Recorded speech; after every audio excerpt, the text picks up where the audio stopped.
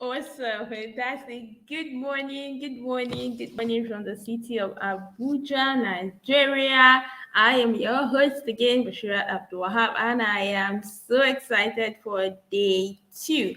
Day one was amazing. So if you missed day one, then you missed a lot of awesomeness. We had amazing speakers just spew their awesomeness yesterday from Farida Yahya, who taught us how to rebuild and resuscitate our businesses, to Joseph Success Kwokwe, who enlightened us on the ills that were happening in the shores of sub-Saharan Africa. And even, Patricia Uda, who came on board to share with us how we can flourish in adversity.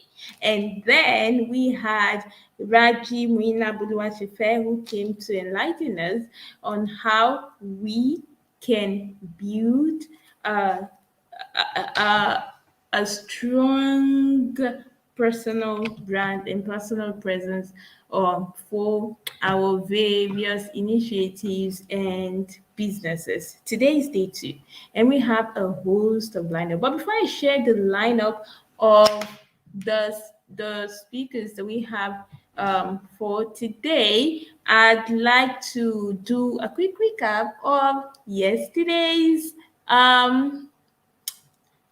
sessions. So during Farida Yahya's session, there was so much to take away.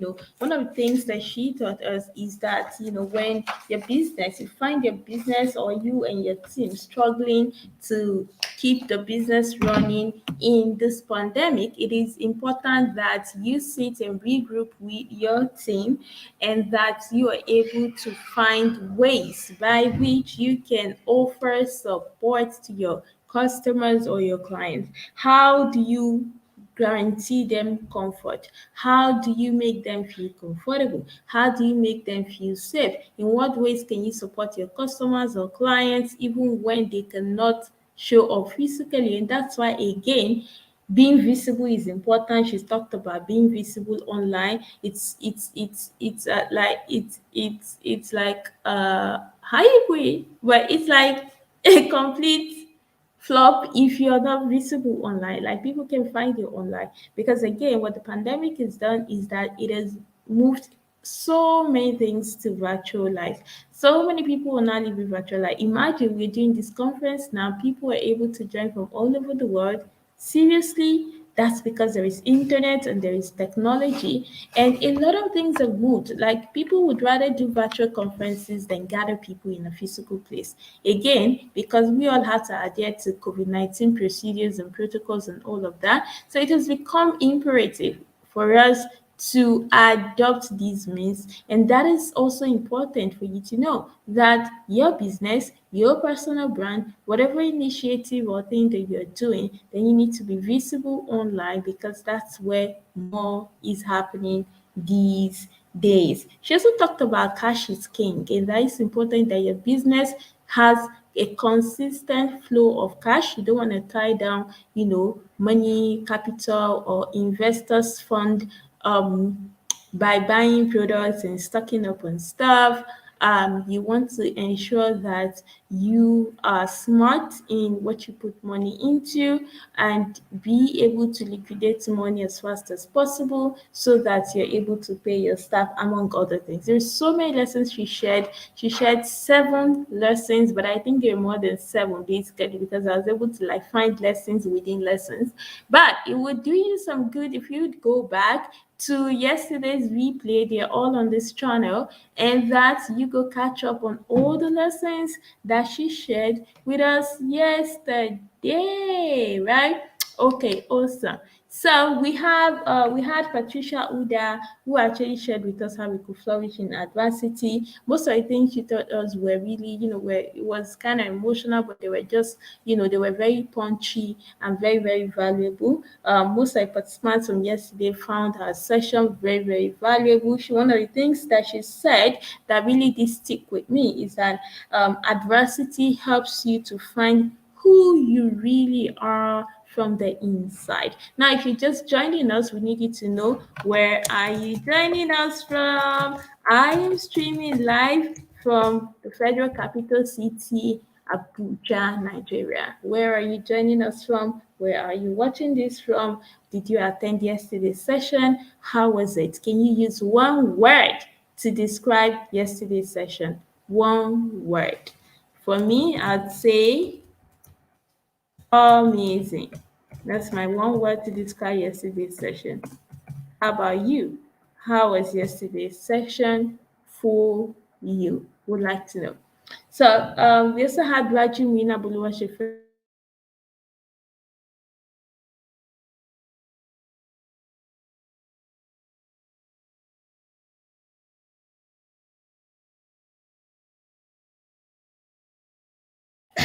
She taught us about why it's important for us to be deliberate about our presence online. And she said, something, that content is king, that you cannot be running a personal brand business online and you are not consistently sharing or giving value to your audience or to the people that you serve. And that really did stick with me as well. I hope you got something valuable from all of that as well. Thank you all so much for joining. Very soon we are going to have Coach Didi. Coach Didi this morning is going to be teaching us about how we can stay mentally well in this pandemic. She'll be coming on very, very soon. But before then, I'd like to share uh,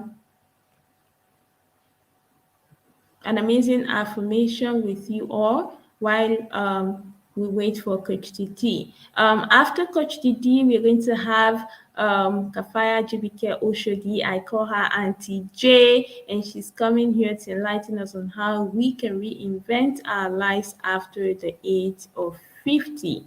Stay tuned. You really don't want to miss any of these sessions.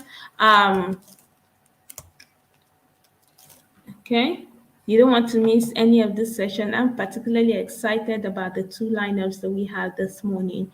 So don't miss out, don't miss out, don't miss out. Share this information with the people that you care about. If you found yesterday's sessions amazing, if you found them useful, if you found them helpful, then it will be good if you are kind to share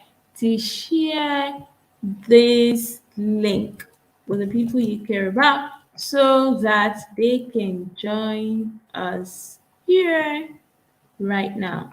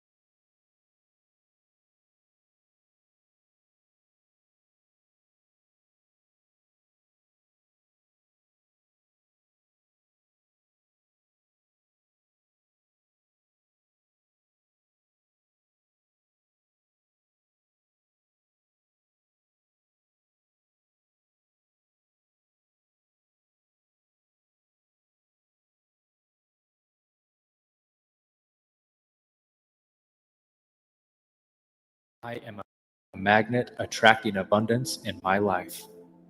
Fear is just a feeling. I overcome it and I move forward. I am successful in any area of my life. I am polite and respectful with any person that I meet. I am patient. I am the only one who can stop me. Everything is good right here, right now. I trust the universe that I am doing my best, no matter the situation. I am loyal. I am at peace with myself. I respect myself, and everything that I do is meant to fulfill me. I am open-minded, and I fully take advantage of all opportunities surrounding me. All my relationships have a purpose, and they fulfill me. I choose to see all the opportunities surrounding me. Prosperity surrounds me. Prosperity fulfills me. Prosperity flows towards me and through me. I am able to do amazing things. I am worthy. I am balanced. Everything that I need comes to me at the right moment. I am powerful and present in my own life. I am more than enough. I am full-hearted. I am special. I cannot change another person. I just let others be themselves, and I simply and solely love myself. I am at ease with the uncontrollable things happening in my life. I am ready for any challenges. I focus on the good in any given situation. I am aware of my mistakes and I learn from them. I make good decisions. I feel admiration for everything surrounding me. I am calm and relaxed in any circumstances. I am the creator of my own life. I build its foundation and I choose its content. I am filled with energy and I exude happiness. I am far superior to negative thoughts and low actions. I am blessed with infinite talents and I use them every single day. I peacefully detach myself from negative people. I am inspired with new and good ideas. I am content with all my accomplishments. I am brave and I am kind. I am a positive person and my life is filled with prosperity. I am admired and many people acknowledge my results.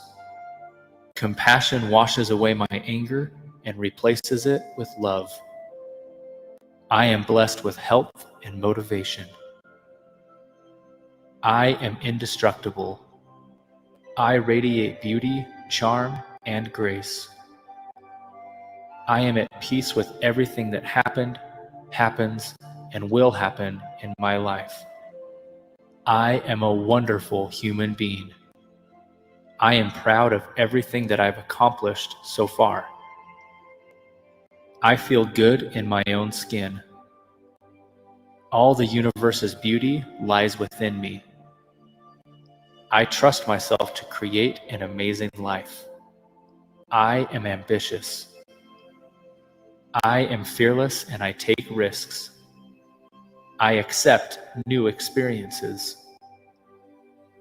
I am curious. I am a learner. I am grateful for my life. I am always happy around other people. I profoundly love myself. I am able to achieve great things in my life. I am comfortable being alone in my own company.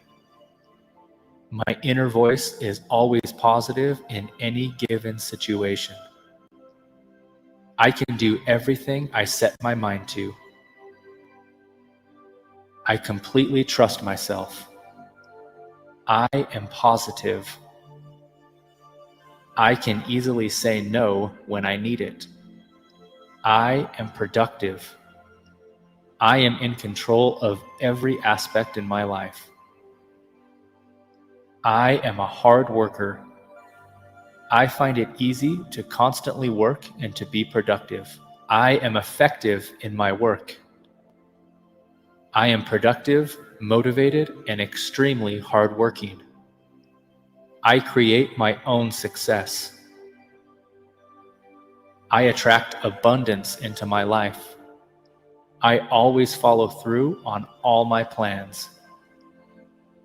I am worthy of abundance in everything that I do. I wisely react to any challenge coming in my way. I believe in the power of positive thinking. I am a creator. I am important. I am respected. I am filled with energy and determination. I am aware of my value and I never let others bring me down. I can do everything I want. I am successful in all my actions. I am free to be myself. I am worthy to be loved and respected by a wonderful partner. I attract long-lasting friendships into my life. My mind can make wishes come true. I am humble and always ready to learn. I forgive myself for any mistake that I made. I react with love in any given situation. I am in control with everything that I think and do. I face any challenge with courage. I am focused on the present. I am loved.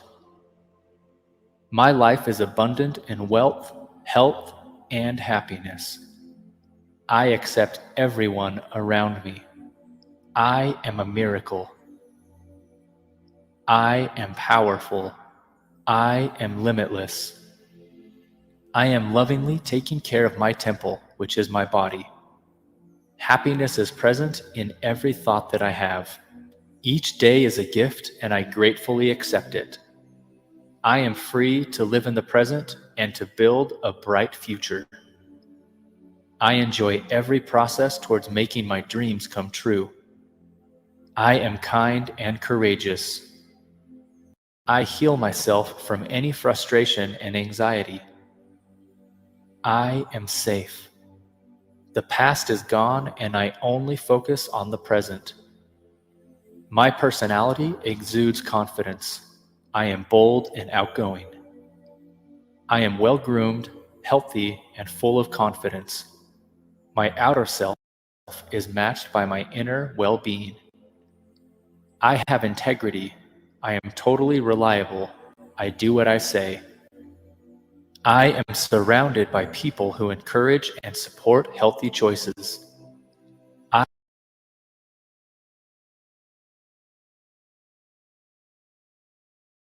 am in harmony with the night and the sleep that will come with it. I am safe, calm, and peaceful. All my deeds and thoughts are filled with love and kindness. I am organized and disciplined. I am aware of everything happening around me. I bravely enter this world filled with infinite possibilities and happiness. I am constantly learning. Wealth constantly comes into my life. I let go of poverty thinking and I embrace the abundance thinking.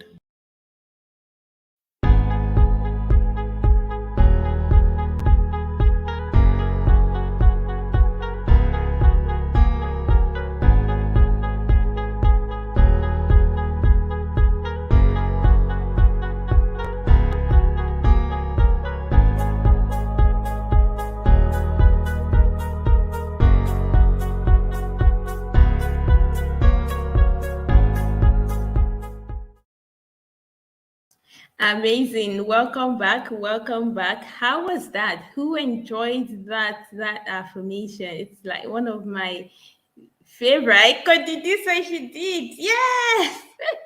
It's one of my favorite affirmations. And since I found this particular affirmation a few years ago, I have not stopped listening, and I love to share with as many people that as possible as possible. So right now, Coach D is joining us in a bit. And I'm just going to introduce Coach Didi. Coach Didi is a lifestyle and mental health coach. She is the founder of Coaching with Didi, Personal Development Club for Kids, and Awesome Valley Consult. Coach Didi is, she has to be one of the, I don't know, resourceful and energetic coaches that I've met. Very resourceful, very positive, very proactive, very energetic. You can't be around Coach Didi and be dulling. She's a sister, a colleague, someone in whom I'm well pleased. So, ladies and gentlemen, make welcome Coach Didi. Hi, Coach, Coach Didi. Coach Bash, thank you so much for having me here. Coach Bash is not my colleague. Coach Bash is my coach. We are not colleagues. Astaghfirullah. How can I be your coach? How can I You are be my your coach. coach? You are my coach. You are my coach, ma. I know fit out. Subhanallah. Now I want to bury my head in shame. No, MashaAllah. no. Thank you so much, Coach Didi. So I'm just gonna go behind the scene and let you take it away and do your thing. Okay, thank you. Hello, everyone. My name is Coach Didi, as my coach has already said, and I'm going to talk to you about the art of mental well-being. Like she said, I'm usually energetic, but unfortunately this morning I haven't been feeling too well, but I'll do my best. What's mental well-being? Most people define it as the absence of illness or disease. But it's not just the absence of illness and disease. It's much more than that. It's all about your physical, mental, social, and emotional health. It is about you as a person, your sense of self-worth, what you think about yourself, your level of happiness about yourself and your life satisfaction. So basically, it's about how happy you are with your life and how satisfied you are with your life. That's basically your mental well-being. So you can imagine it is the cocoa of the matter. Most people struggle with mental well-being.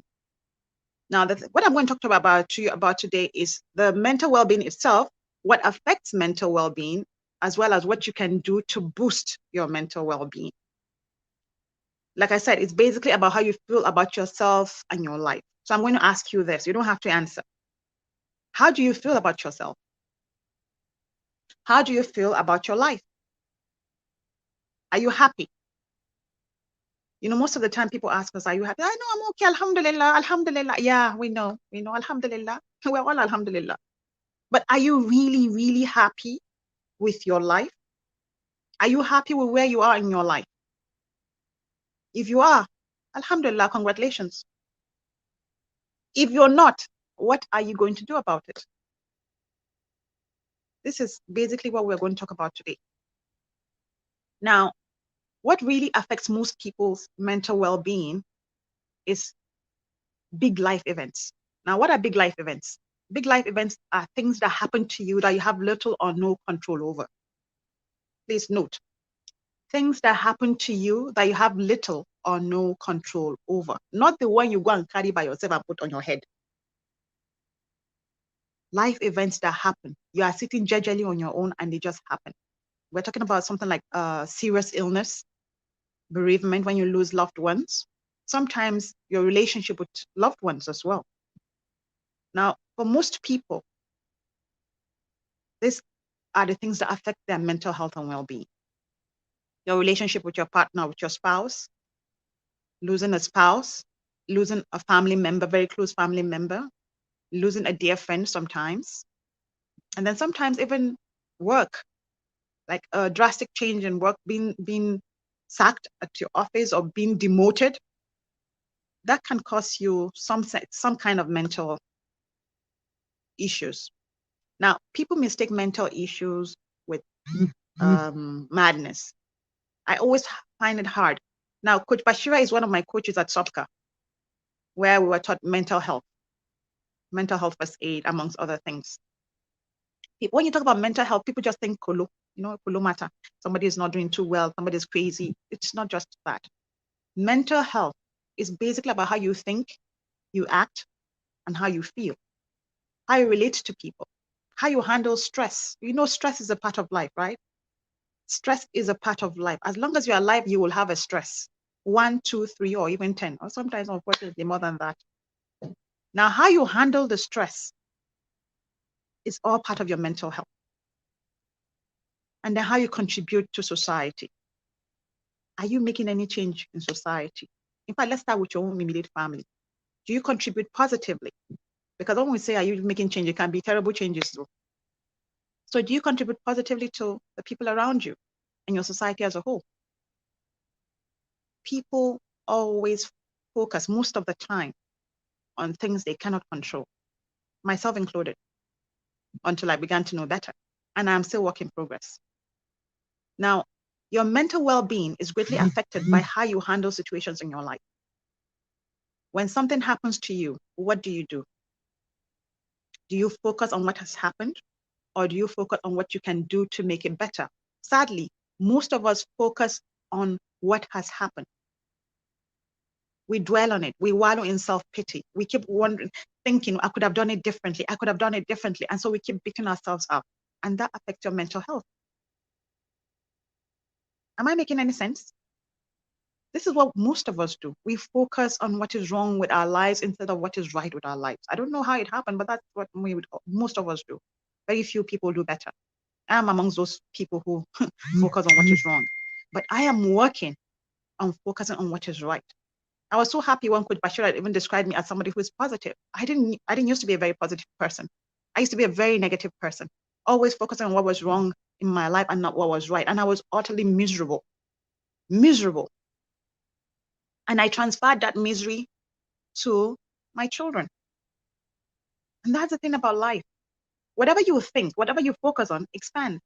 So when you think about all the negative things, all the bad things that have happened to you, you will be constantly unhappy and angry. I know, because I was right there. And that will affect your mental health and well-being. How you think, how you feel, and how you act towards others. Because when you're miserable, there's this popular saying that says that misery loves company. Have you heard of it? It does, I know. So don't focus on what is wrong with your life. Try to focus on what is right. It's not easy, I know. It's always about practice, practice, practice. Now, there are 5 steps to improve your mental health and well-being. The first one is your connections.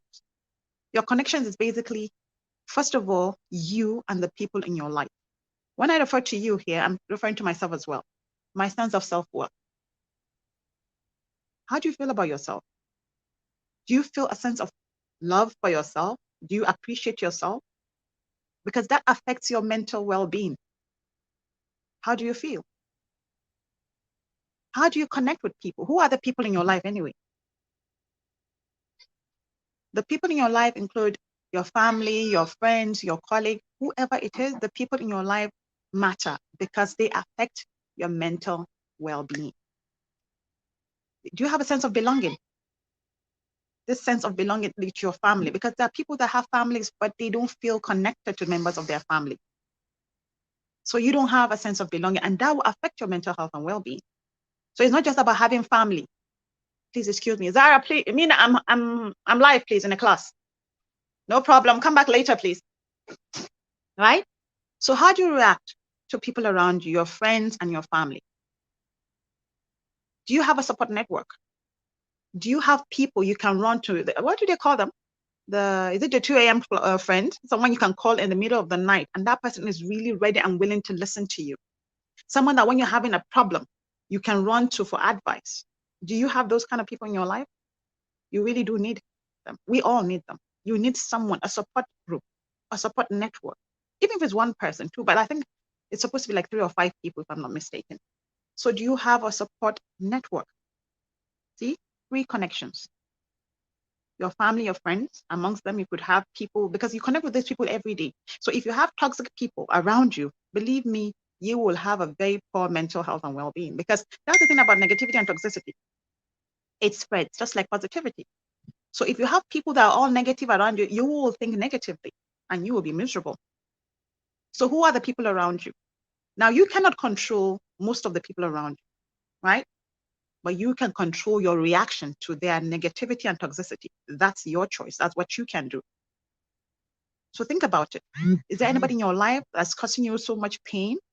Is there anybody in your life that always tells you negative things, that whatever they say, it's really nothing nice? They can never look at you and say something positive. We all have them. How do you react? Because you can control what they think, you can control what they say to you, but you can control how you react to them. That's if you can't get away from these people, you have to learn to react positively. There's something called reaction and response. How you react to a person is basically when something happens and you just go and you start to shout, you start to fight, they say something nasty and you repeat after that, you reply them in something nasty, and then there's a fight. That's a reaction. You can choose to respond. When they say something nasty to you, they say, okay, no problem. How are you? How are you doing? That's a choice. You can decide to do that. You know that? Now, that's for connections. How do you bond with your family members? This is something I always talk about, because it's not just about them, it's also about you. How do you try to create a connection with your spouse? How do you try to create a connection with your children? How often do you call your parents? How often do you call your siblings? Do you have anything you actually do to bring your family closer? I always give an example with this. I have this thing I do at home every Friday. Well, most Fridays actually, because even last Friday I wasn't available, so we didn't have it. But I call it Friday dinner. So every Friday I make sure we have dinner as a family with my kids.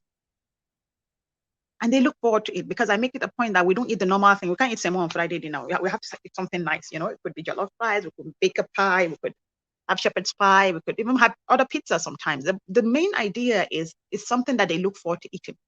When we have drinks, sometimes we could even have dessert, not all the time, but they look forward to it. And during Friday dinners, the rule is there are no phones.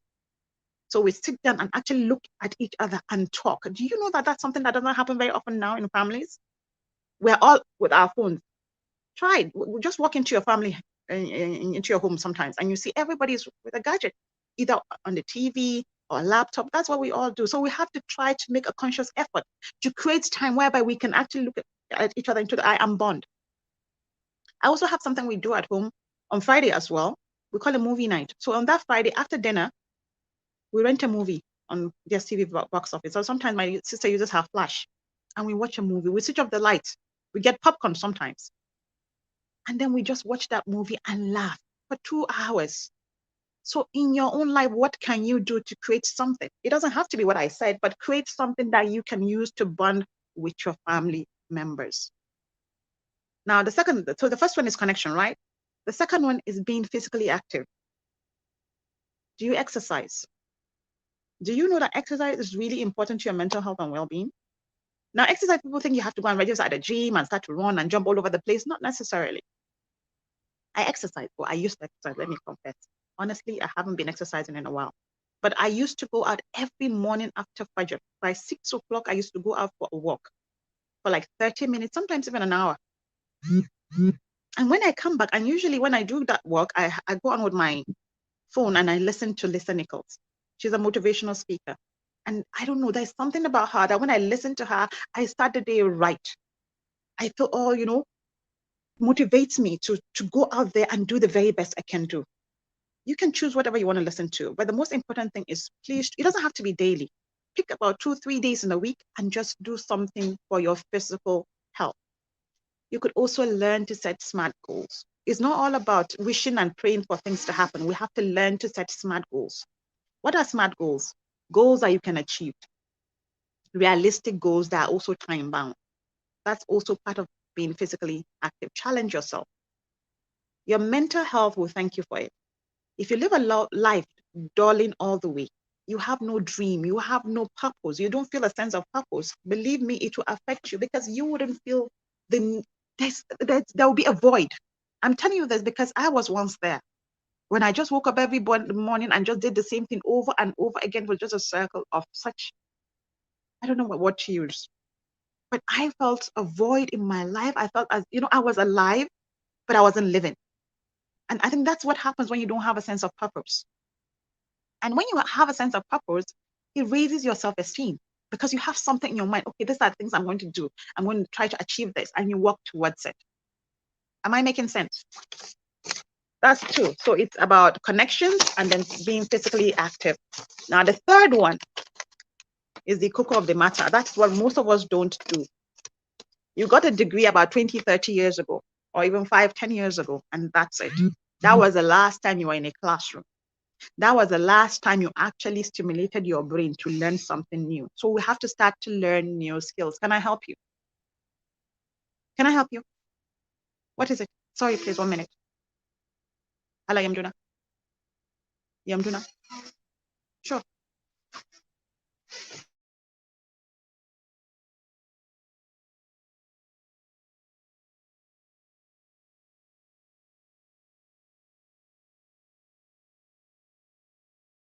Bye. Hi. Okay. Now, the third thing is learning new skills. Since you got your degree, that was the last time you did anything that had to stimulate your mind.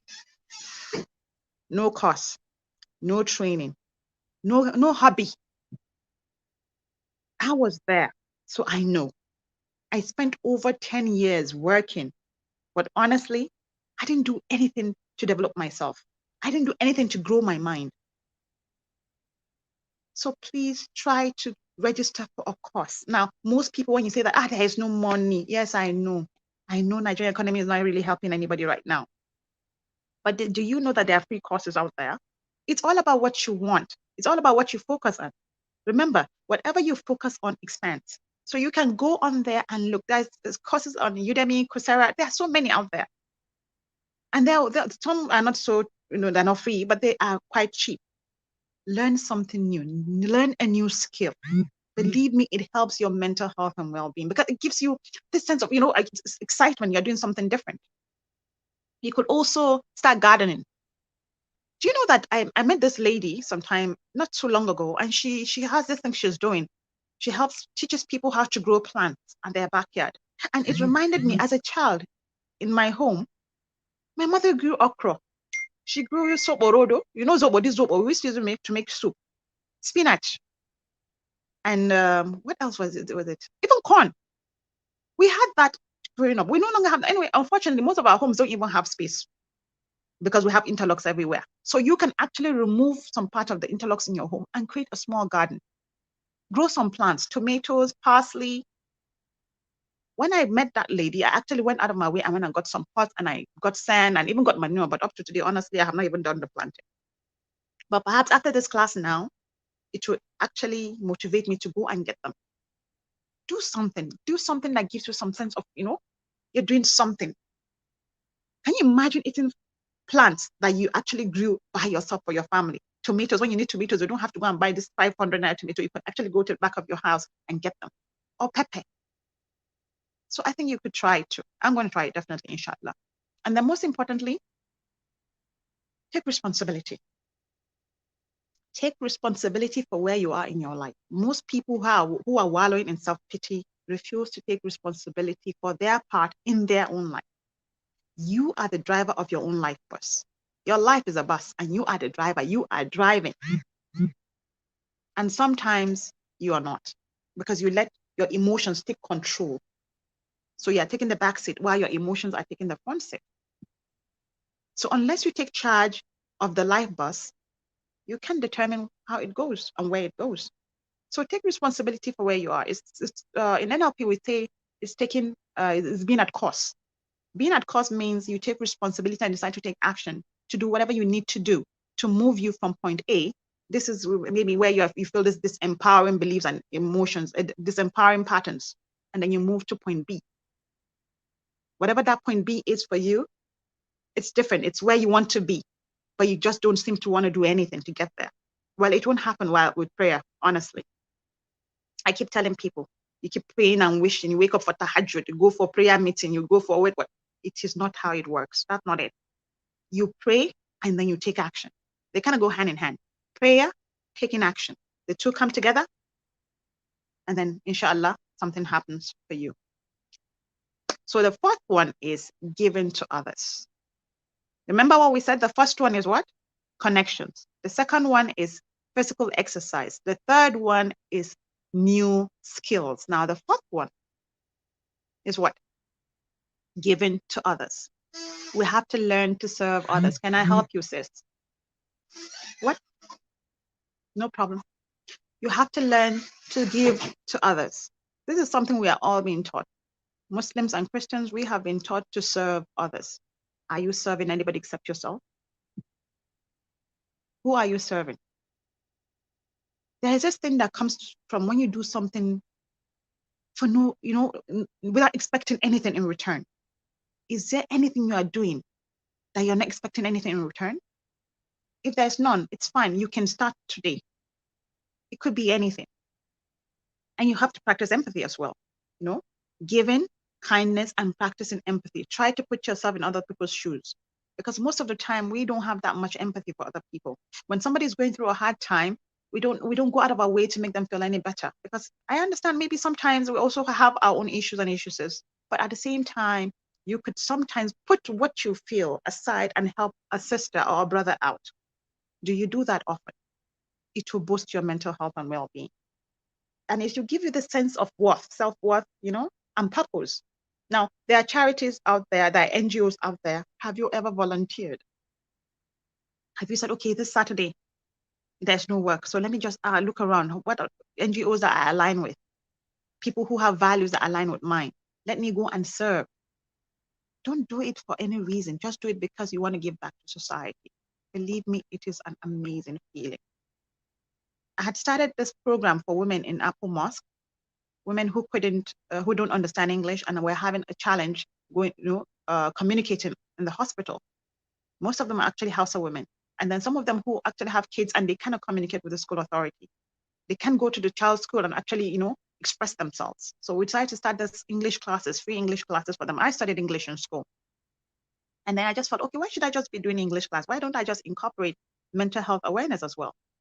Believe me, each time I go for that class and I leave, I feel this sense of, my head just feels so big. My heart feels really large because I feel I'm not doing it for anybody. I'm not doing it because for money.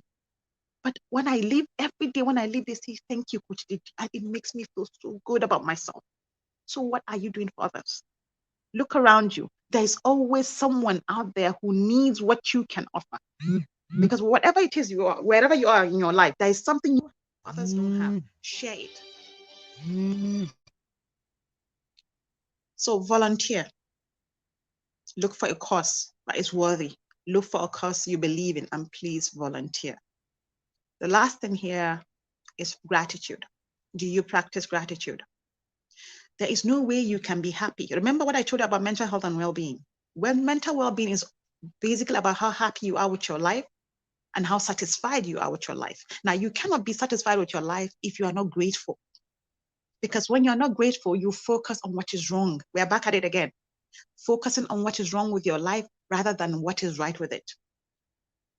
I have this gratitude journal. I haven't been working on it. You know me, I will tell you the truth. Honestly, I used to work on it every day. I write one thing I'm grateful for.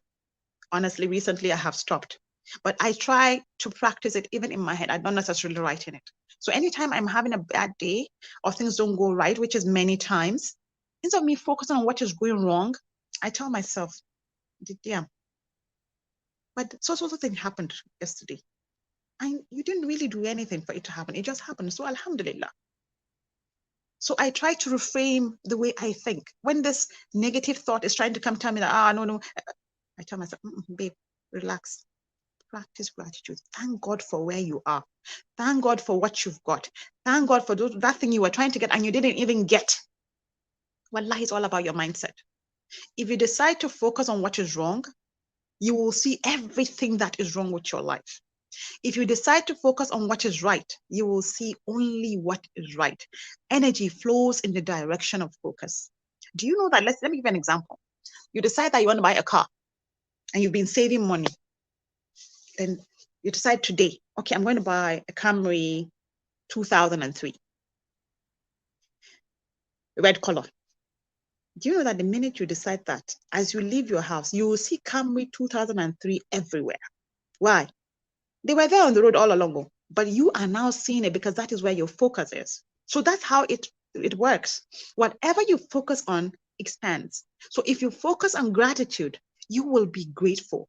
If you focus on gratitude, you will not worry. When it works, you say Alhamdulillah. If it doesn't work, you say, well, that's how God wants it. But if you focus on negativity, it will also expand. That's how it works.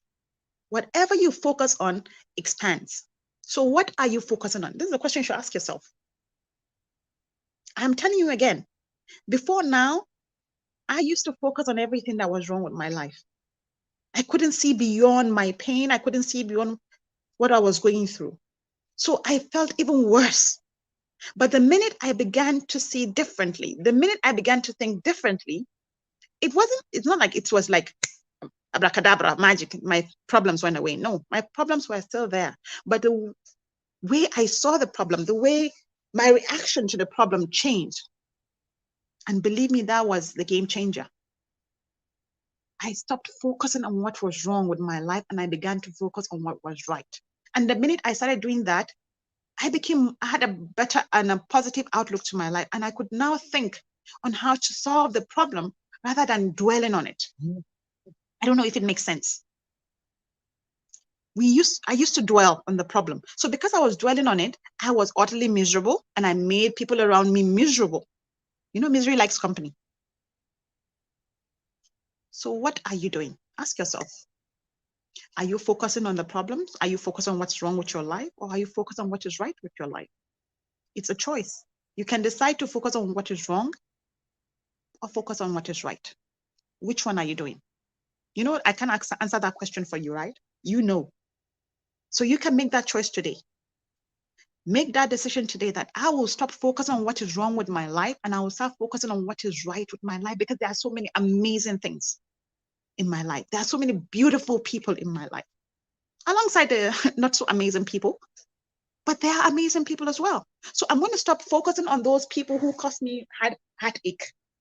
I will stop focusing on those people who are causing me unnecessary trouble, and I will focus on the beauty of myself and those around me. It's a choice.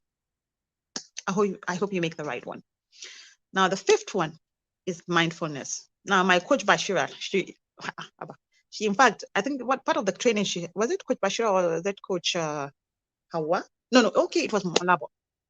We did a training on mindfulness. What is mindfulness? Basically, it's basically the cocoa of the matter.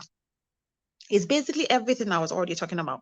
Mindfulness is about being in the present. Your attention, instead of focusing on what has happened yesterday, what happened a year ago, 10 years ago, 5 years ago, you focus on what is happening right now. Now, most of us suffer from focusing on the past. Something happened. It was devastating. It was traumatic for you. I can't belittle it, because only you knows what happened to you and how it made you feel. But I'm here to tell you that regardless of how it made you feel, sis, bros, you can't change it. You can't change what has happened, can you? I'm a fan of the Avengers. I don't know if you've watched the Avengers. So do you remember, what's his name? Thanos, when he had the 5 Infinity Stones and then he could click his fingers and then everything could change. Do you have the 5 Infinity Stones? No. Can you get them? No. But you have your mind. Your mind is your superpower. It took me a while to understand that. You can do anything you want with your mind. If you tell yourself it is, it will be. If you tell yourself, no, I'm going to focus on what is right with my life, you will focus on it. So the choice is yours. You can start to focus on the present, not yesterday, not day before yesterday, because wallahi, most of our problems stem from the fact that we are still brooding and wallowing in self-pity about things that people said, things that people did, things that we did, and things that we said. You can't take it back. That's the sad reality. You cannot take it back. But what can you do? You can choose to fail forward. You can choose to learn from the mistakes you've made. Let me talk about myself. I have made so many mistakes in my life. I am making so many mistakes. I know I'll make some more. I don't focus on my mistakes. Not anymore. I used to. I focus on the lessons learned from these mistakes. And I try to do better. What are you focusing on? It's super important, because if you don't let go of the past, you cannot move into the future. Wallah, you cannot. At least not effectively. Because it's a baggage. You keep carrying it. Things that have happened. It's like I have my coach, my very first coach, Coach Halima. I remember this exercise she did for me. Wallahi, it was so profound. It was simple yet profound. She told me to imagine that I was carrying this load, which I was carrying, by the way. I should imagine all the problems I had. And I began to imagine. I imagined suitcases upon suitcases. My feeling of shame, my feeling of guilt, my feeling of betrayal, my feeling of the need for this external validation, my jealousy. I kept on imagining one box after the other. Can you imagine when somebody, let's say these people that carry load, boxes upon boxes upon boxes. As I was imagining it, my neck ached. It was just a thought. And then she told me that, hold on to it. Yeah, okay, can you imagine? Are you holding on to it? I said, yes. And I felt it. Even as I'm talking to you now, my neck feels sore. She said, have you imagined them all? I said, yes. She said, now I need you to do something. I need you to gradually put it down, because you can. And I kept on thinking, okay, yes, I can. And I kept on seeing the luggage, each one with what it meant, boldly written on it. And one after the other, I brought it down. Each time I brought it down, my hands felt a little sore. Then it felt a little less sore. And then my neck began to feel a little better. And then I opened my eyes and I felt a sense of relief. I don't know if you tried it when I was doing it. You can try it after this class. You can bring it down. Whatever it is you're carrying on your head that's affecting your relationship with others, that's affecting your relationship with yourself, that's affecting your mental well-being, sis, you can bring it down. It's a choice. You can decide today to bring it down. Yeah, please. Okay. Okay, then let me do that then. So I need you to imagine, close your eyes. Imagine all the things you're holding on to. Imagine all the baggage, all your issues and issues. Me, I have issues. I keep saying it. And I keep telling people, I'm not saying it because I'm happy, but I acknowledge my issues. Now, today, I need you to acknowledge your issues. Imagine a box. What kind of box you want, it's fine. Louis Vuitton box, fine. Ecolag box, fine. What Delcy, whatever box you can imagine. If you like, imagine a crate. Now imagine each crate represents the burden you are carrying. Is it shame? Is it negativity? Is it betrayal? Is it your relationship with your spouse? Is it guilt? What is it you are carrying? Is it your ego? Whatever it is you are carrying, you feel and you've been feeling and it's weighing you down. Please imagine it on your head. If you imagine it correctly, you will feel your neck is sore. Imagine all this luggage on your head. Imagine you holding on to it. Now, I need you to understand that you can let it go. You can bring it down. So I need you to carry it as heavy as it is. Now carry it. Are you holding it? Good. Now bring it down gently. It's so heavy, right? Now bring it down. Now put just like that. Bring it down. Bring it down. Wow. Now I need you to stretch your neck. How does it feel? Do you feel a bit lighter? This is something you can do over and over again. Anytime you feel the load is on your head, imagine the load. Give it a name. Give it a face, whatever works for you. Imagine them all and bring them down. It is super, super fantastic. When she did it for me, honestly, that session was one of the best sessions I had with her. because that day I went back home and I felt lighter. It's my pleasure, Coach Bashira. So if you have this feeling of overwhelm, you have this feeling of being, really, really depressed or anxious or unhappy about things that you are carrying, sis, I'm telling you this today.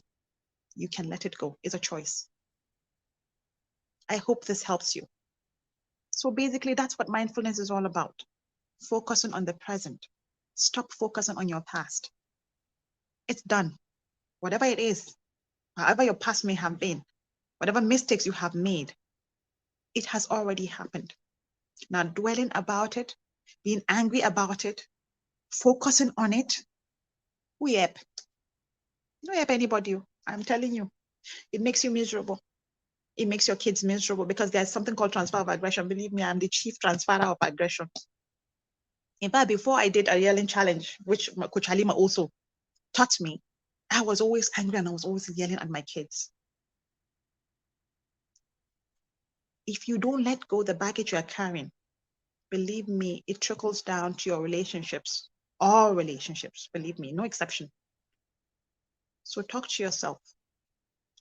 What is important to you? Is your mental health and well-being important? If it is, please take action. Do all you need to do, all you can, to release yourself from whatever it is that's holding you back. Because you can. It's a choice. You can. Anything you tell yourself you can, you can. And anything you tell yourself you cannot, wallahi, you cannot. So what are you telling yourself? What is really important to you, by the way? Because most of the time we go we say all the nice things. Oh, no, my sister, really, what is important to you? If it is really important, you will do something about it. So if your mental health is important, start doing something. And you can start now. There's this popular saying that a journey of 1,000 miles begins with what? They say a single step, right? My coach, Mr. Usa, debunked that for me. He said, a journey of 1,000 miles begins with a single decision to take that single step. Because you don't just take the single step, you decide to take it or not. So are you going to decide now to make that decision, to begin to take that single step that will take you towards your peace of mind, that will take you towards finding some sense of happiness in your life, some sense of satisfaction with your life? Is there anybody who is completely happy? I don't think so. 100% happiness? Is there anything like that? I don't think so. But I think we can try to have at least some sense, a high level of happiness in our lives by understanding that we are the change we need in our lives. We have total control on things we can control. Knowing the difference is a different matter.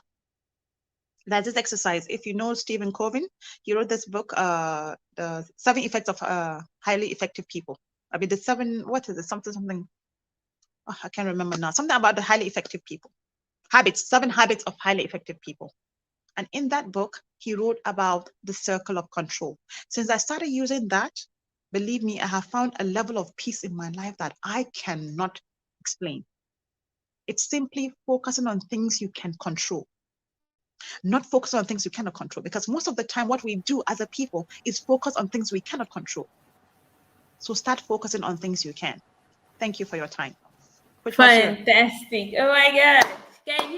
Can we show Coach Didi some love? Please show Coach Didi some love. Thank you so much. That was a power pack session. I think somehow we got you to bring on your vibe and your energy anyway, because this is your zone. This is where you are at your best. Thank you so much. I feel so honored to have you here today. Guys, if you have any questions for Coach Didi, you might want to drop them right now, right away, before we bring on the next speaker in a bit. When you were talking about that gratitude thing, and I remember you see that I commented in the comments that gratitude is a Yeah. game changer, because that was what it was for me. It totally changed my perspective on everything. In 2016, I was in the deep pit of grief, trauma, and depression. I was just a bag full of mess, Just like you, I had so much load. It was so heavy. It kept dragging me back.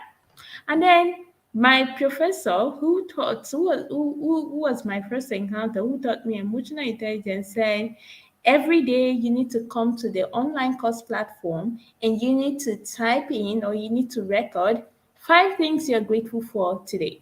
Now, you're going to put it and it's going to be public. So we had thousands of people taking the course from all over the world. And imagine that you have to go there to do that every day. Now, so there were days when I'd wake up and I'd be like, this professor is not serious. I look at my life left, right, center, front, and back. They're like, what's there to be grateful for? I was in such a miserable place and it was very difficult for me to see. But I had to fulfill all righteousness, right? So I look at my life again and I say, oh, I could be grateful for a cup of tea and a cup of water and a breath of fresh air. And seriously, that was it. That was how it started. And I became consistent because it forced me, like you said, to look at the things that were going right in my life, to look at the things that were working, to look at the people that remained in my life that were still there and they were still supportive and caring in their own very little way. To look at my own contributions, even though it was very little and I felt disempowered, I felt disarmed, I felt like I was just broken into pieces. But again, I found a lot of optimism.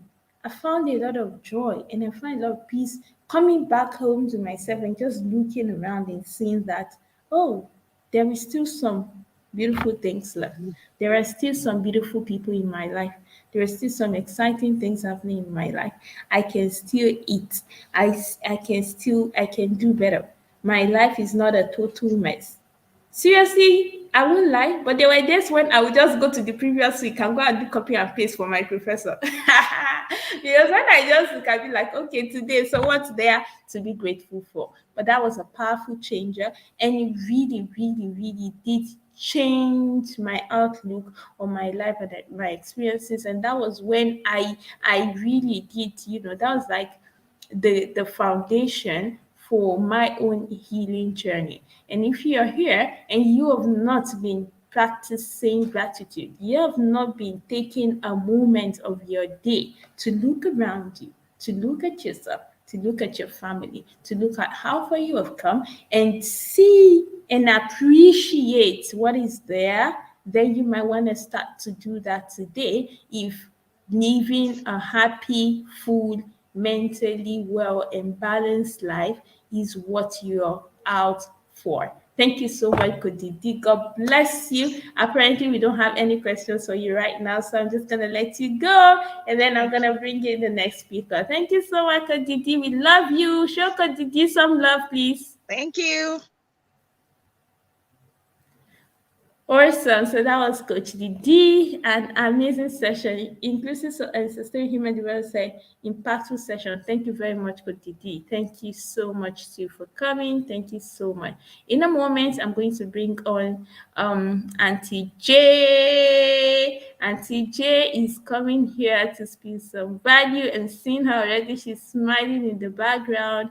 And Auntie J is here to, educate us on how to reinvent our lives after the age of 50. Now, you might be watching this and be thinking, oh, I'm still 30, oh, I'm still 25, oh, I'm still 35, oh, I'm still 40. But we all hope to live up to 50 and more some days, meaning that you have to listen up, open your ears, and all the things you'll be sharing here won't just be applying to people who are 50 and above, but also younger people. And you know the thing about when you learn from older people is that it saves you some years. There are some mistakes you would avoid if you pay attention, right? So that's what the session is gonna do for you, and I'll be back.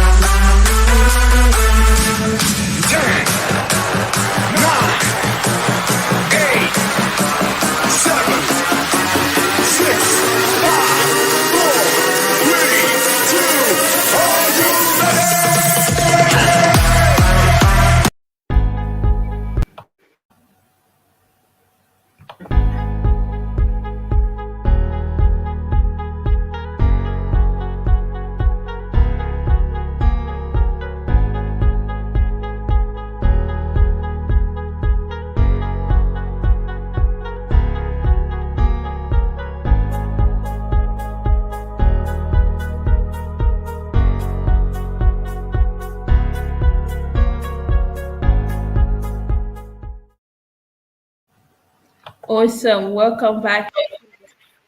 Today,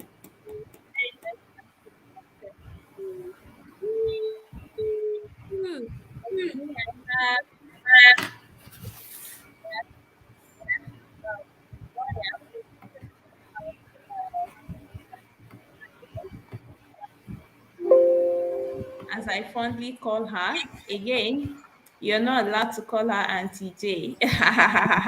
You're not allowed to call her Auntie J. I'm the only one who's allowed to call her Auntie J. You know, my experience with Auntie J, I had an encounter with Auntie J last year, and we've never stopped talking. Auntie J, Miss Kafayat Ajibike Oshodi, graduated from the Nigerian Law School in 1990. Her first degree in law was from the University of Cardiff in Wales in the United Kingdom. She also embarked on a master's in international business law from the University of Manchester and was awarded a distinction in 1998. She has worked both in private and public sector. She spent 7 years at the firm Abdullahi Taiwo and Co. Ms. K. Oshodi also lectured briefly at the Lagos State University before joining the Lagos State government at Alausa. She was and has been instrumental to the establishment of the Lagos Metropolitan State Transport Authority (LAMATA) and was a pioneer corporate and legal secretary.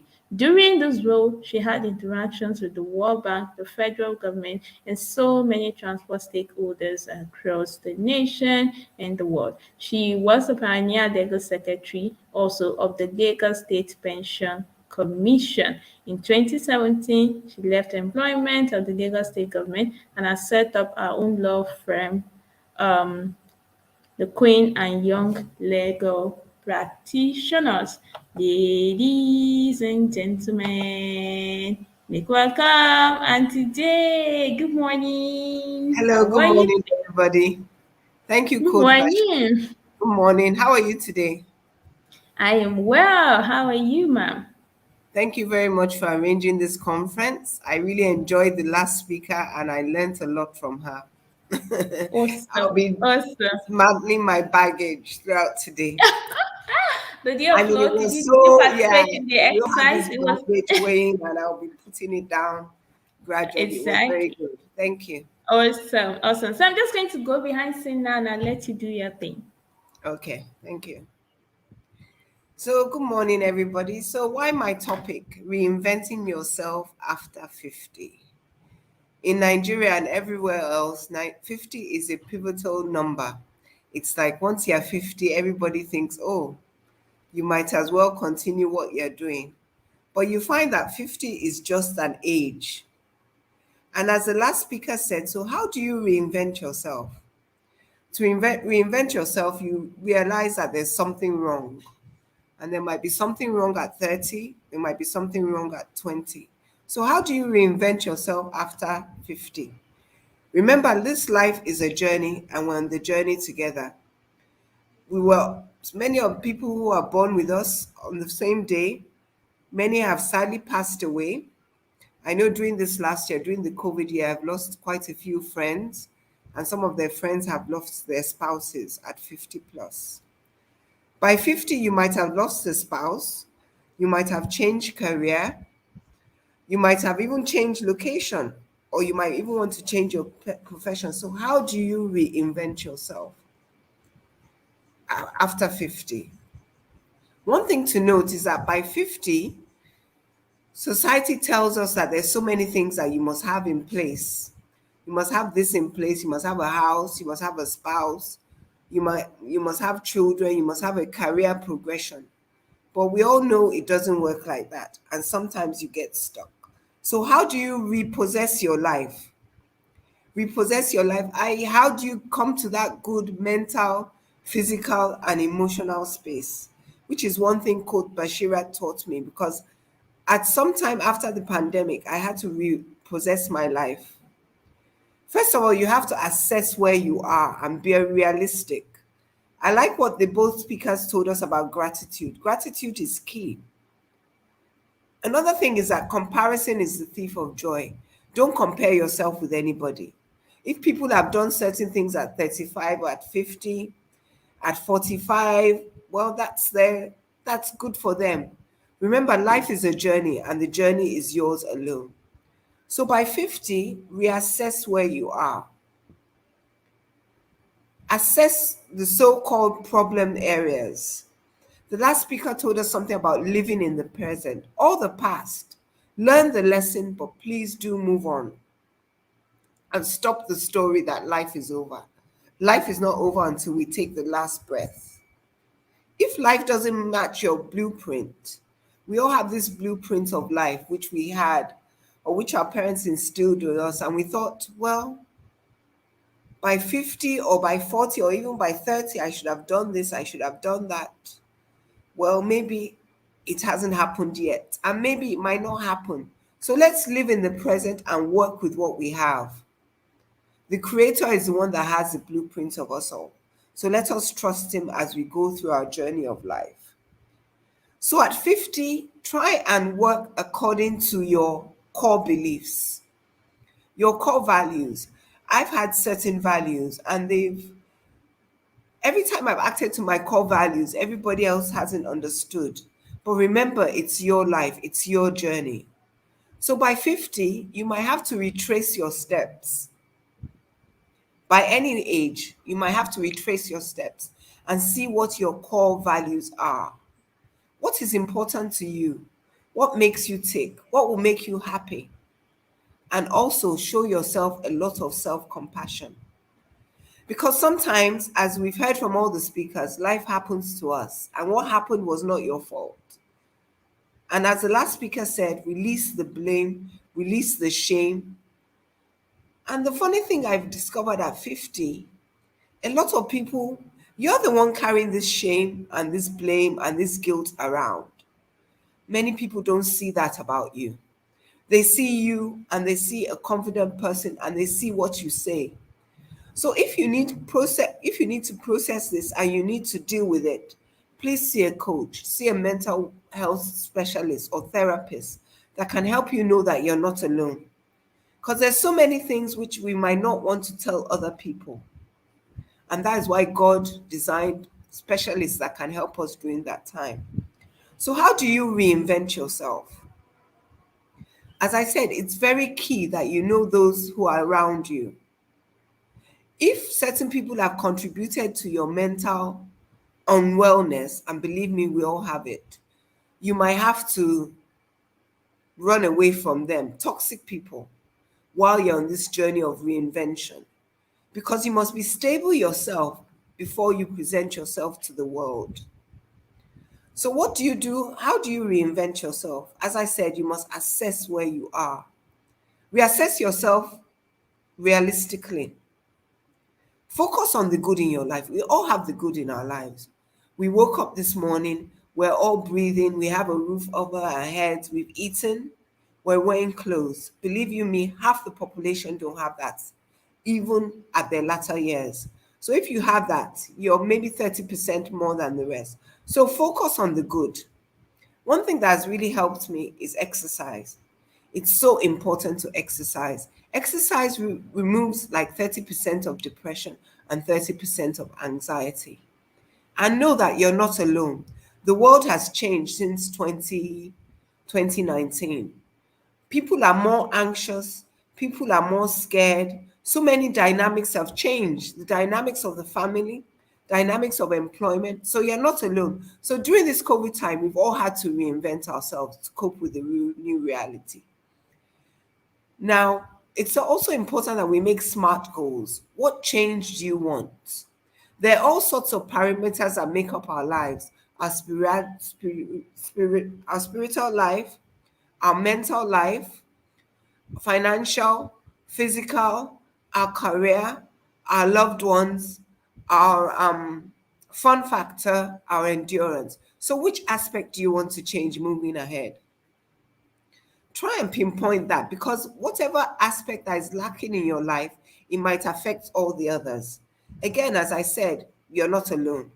We all know the famous KFC, and he did that franchise at 65. He had tried, and that was when it was his own defining moment. So we must know that life is a journey and you're moving towards the goal. to be this perfect you. Also, remember that nobody's perfect. I like I like what the last speaker told us. Everybody has their issues. Everybody has their issues. Everybody has their things. So set yourself your own smart goals. And remember, tiny baby steps, as Coach Bashira said, will move you towards that goal. Another thing is, I found that while I'm on this journey, because I made the transition from government to self-employment, a lot of people didn't understand it. But I knew what I wanted, and I knew how I felt every time I went to work in my former government office. I wasn't fulfilled. The most important thing about human beings is that we're fulfilled and we're happy. What happiness might mean to me might not mean it to you. So that is why it's important that you don't keep everybody on your journey during this reinvention. Remember, reinvention can happen at any time. So, as I said, exercise has been very key to me. Another thing you might want to do is actually physically move, which is doing exercise. Exercise is quite important. Another thing is that you might want to clear out your emotional clutter. Listen to yourself. Why do you feel this way? What are your triggers? Once you have your triggers, as the last speaker said, some people trigger you and they might not actually know it, and you might trigger them. So listen to yourself. After an encounter with somebody, how do you feel?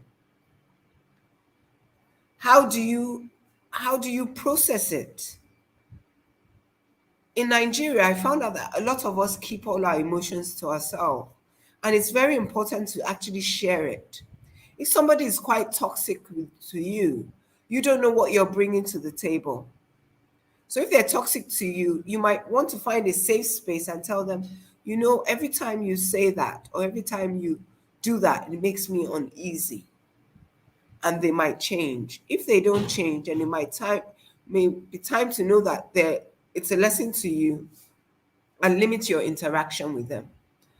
Another thing I've seen, when you're anxious or fearful, people actually sense it.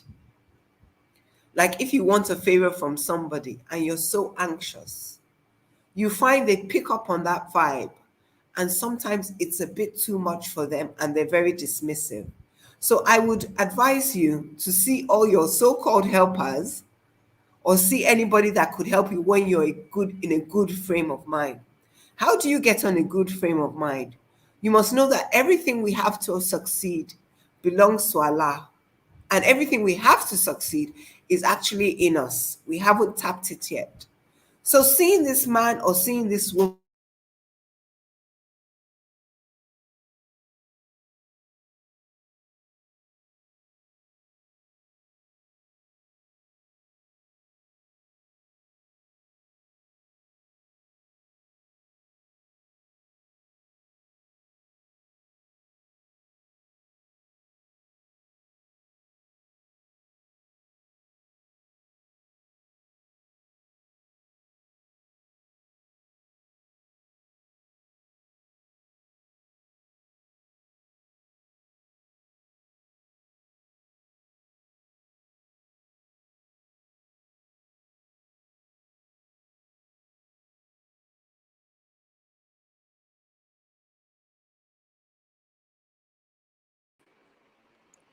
Hello, I'm so sorry. What happened was that my power went off. So another thing, seeing this woman or seeing this man, he might not magically transform your destiny. He's just a helper along the way, the journey. And remember, since it's a journey, you have others that can help you. So don't be too anxious. Have realistic goals at what this conversation or what this interaction will give you. Another thing, please clear your own emotional clutter before you go into the meeting. So what do you do after 50? You must actually have specific goals which you want to achieve. Write them down and try and find mentors in this area. A mentor might be somebody who is actually younger than you. I found out that young people are very resilient and they know so many things which we don't know. Ko Pashira helped me a lot. She helped me see another side of things. So you might have to step out of your comfort zone and forget people who are your age and deal with people who are much younger. They know what's happening. You have the experience, but they have an idea of what's happening now. So you might have to have one or two of them and tap into their resources. Don't find it demeaning, because they might get your expertise and your knowledge and your stability, and they might use that as leverage as well. So please try and reach out to the younger generation, especially if they're in a space which you want to go to. Another thing is you might need to change up your routine and be more disciplined. Discipline takes us very far. I found out that during the day, if you actually write the things you have to do, and the week, you actually try and get them done.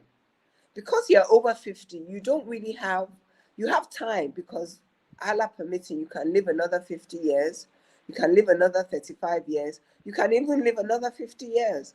But it's important you're disciplined with your time now. So in the morning, apart from the gratitude journal, which will let you know how far you've come, you must actually write things to do, what you want to do on a daily basis, and actually work towards them. What you cannot complete, you don't cross it off, and you still, so the weeks, the days, the months, they always have progress with them. So make yourself uncomfortable as well. The last speaker was talking about learning new skills. I remember after the pandemic, we were at home, and I didn't know what to do with myself. It was a very painful transition. What did I do? I started a garden. And you should see my garden now. In fact, somebody said maybe you should start selling plants. So acquire new skill. No new skill is to put to waste. Even though it's a garden, even though I have a gardener, I learned a lot about plants. I learned about fertilizer. I learned about time. And I learned about what suited what. So please try and learn new skills. It might be very trivial. It might be sewing. It might be a new language. What that does is that it opens a new pattern wave in the brain. And our brains, they actually work more with patterns. So by the time you have a new pattern, you can actually adapt it to a new thing, and you continue learning. It's important we learn until the grave. I remember the Prophet said, that you must pursue education no matter the length at which you pursue it. The Japanese have something. When something is broken, they actually infuse it with gold, or they infuse it with another material to make it stronger. So the mere fact that some things have happened to your life that have broken to you, you can become a new and improved version. You can reinvent. You can become something new.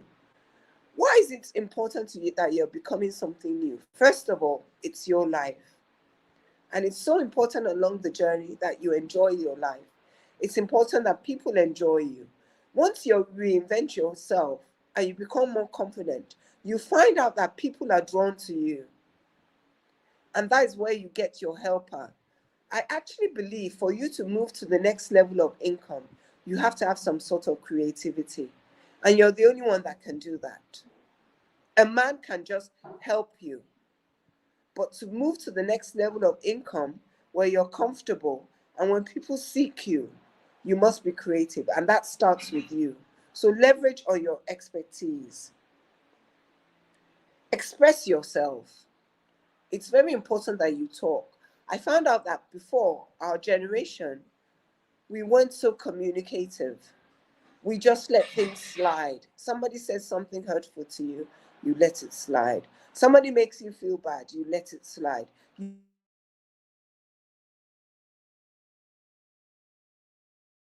express yourself. Yourself at your age. So by the time you lay your bed or your head on your bed, you're not upset with anybody, and you're at peace with your maker. So please be kind and also show kindness, because you all know everybody is facing a great battle. That successful person that you're looking at, you don't know what emotional issues they have. You don't know what psychiatric issues you have. They don't know what health issues you have. After 50, it's also important that you take care of your health so it doesn't degenerate. It's also proven that a lot of things we think, I so like that laying down my baggage, and I'm going to practice it. A lot of things that we think and we let affect us affect the heart, affect the kidney, affect your emotions. So it's very important that we get medical checkups and also we're happy in our soul. I found out that once you're happy in your soul, you're able to connect the dots, you're able to do new ventures, and people will naturally gravitate towards you. So please be happy, whatever age you are. And remember, everybody is reinventing themselves. They have even said that they're not going back to litigation anymore. They had to reinvent themselves to mediation, arbitration, or even some left law totally, and they went into no other ventures. Remember, as I said, life is a journey. If both you and me, if we leave our houses today and we're going on a 5 kilometer walk, what will I see in the journey will be totally different from what you would see. My experience would be totally different. I would come back with a different experience. So remember, everybody's journey is different. Be kind to yourself, show yourself some self compassion. Another thing I found out that helped me is actually clearing out the clutter in your house. You find so many people have so much clutter, not only in their brain,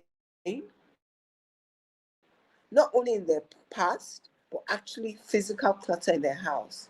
So please clear it. Clear away those old clothes. Clear away those hurtful.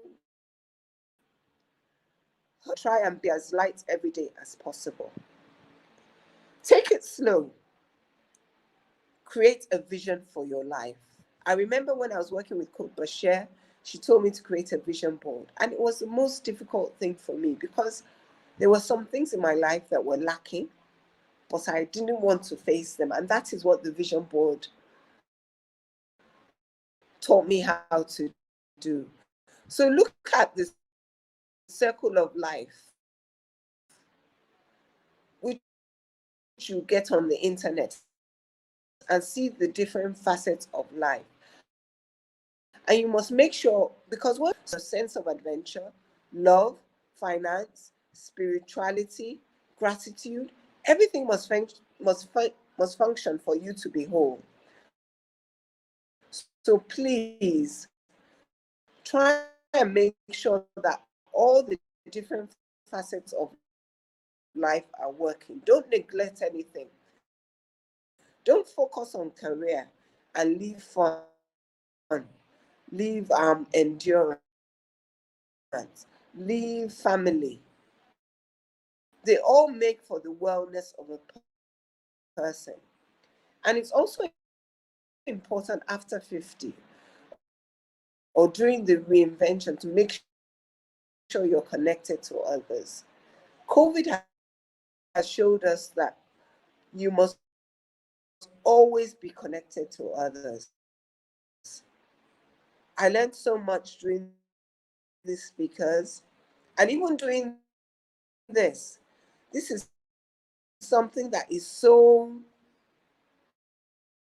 I don't like showing my face. I don't like public speaking. But I thought 2020, I must try and do new things to make sure there's a new me and to make me more fulfilled and happy. So do the things that scare you. Face everything and rise. Don't fear anything. Anyway, make them on Instagram. Follow the speakers. And inshallah, by the end of the year, we'll all have cause to be joyful and know that in some way, shape or form, we have done some sort of reinvention. Thank you.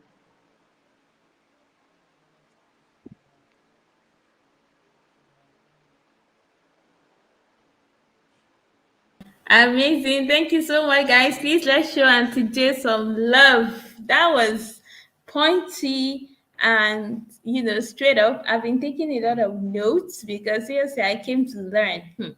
Don't mind Auntie J. She kept saying, Coach Bashir taught me, Coach Bashir taught me. Yeah, no.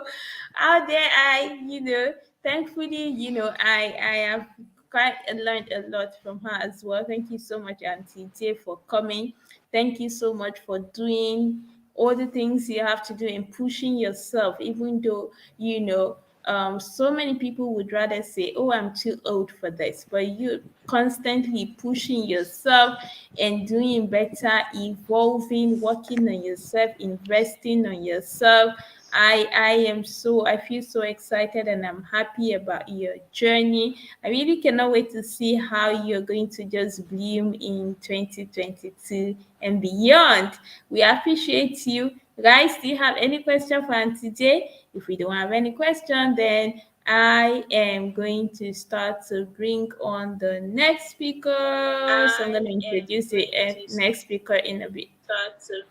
Okay. Thank you, Auntie J. We love you. Thank you, Auntie J. We love you.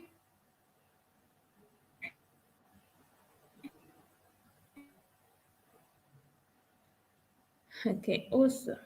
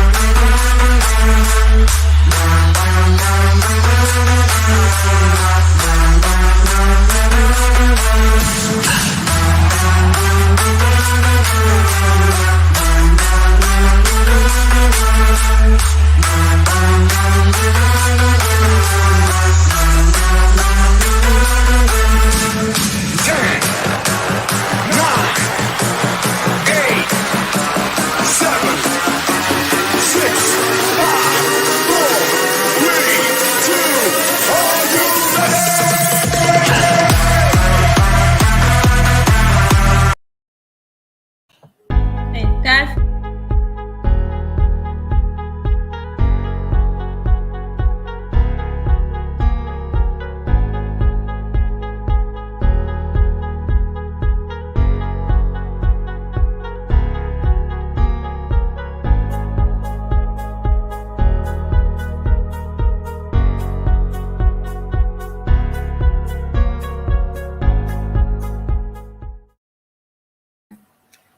Awesome. Welcome back.